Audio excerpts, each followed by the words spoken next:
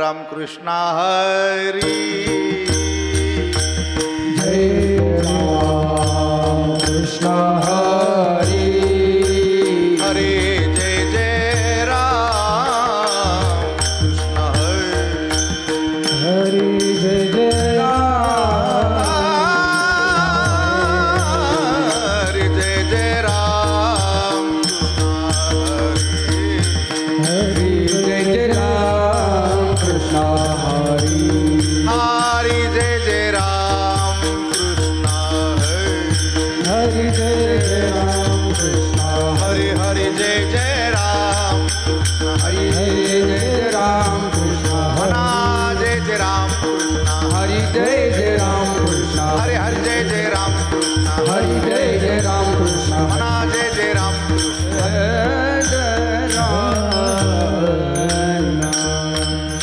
रूप पाहता लोचनी रूप पाहता लोचनी रूप पाहता लोचनी रूप पाहता लोचनी सुख झाले ओ साधनी तोहा विठ्ठल बरावा ओहा विठ्ठल बरावा सुख झाले हो साजनी तोहा विठ्ठल बरावा तोहा विठ्ठल बरावा माधव बरवा तोहा विठ्ठल बरावा ओहा विठ्ठल बरावा तोहा माधव बरवा तोहा विठ्ठल बरवा तोहा विठ्ठल बरवा जय जय राम कृष्ण हरी जय जय राम कृष्ण मना जय जय राम कृष्ण हरी जय जय राम कृष्ण हरी जय जय राम कृष्ण हरि जय जय राम कृष्ण हरि राम कृष्ण हरि जय जय राम जय राम कृष्ण हरी जय जय राम कृष्ण जय राम कृष्ण हरी जय जय राम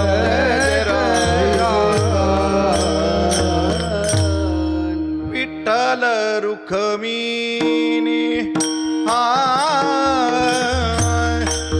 विठ्ठल रुखमिनी विठ्ठल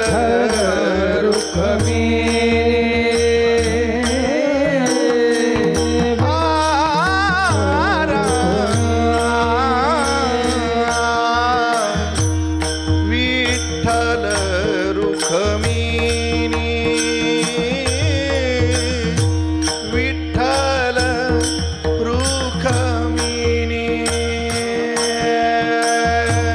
विठ्ठल रुखमिनी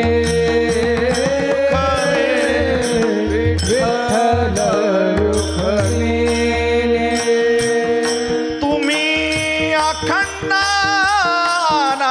अनाध्यानी अखंड अनाध्यानी ध्यानी मग सुखा काय ऊने राम सुखा काय ऊने तुम्ही अखंड धारी तुम्ही अखंड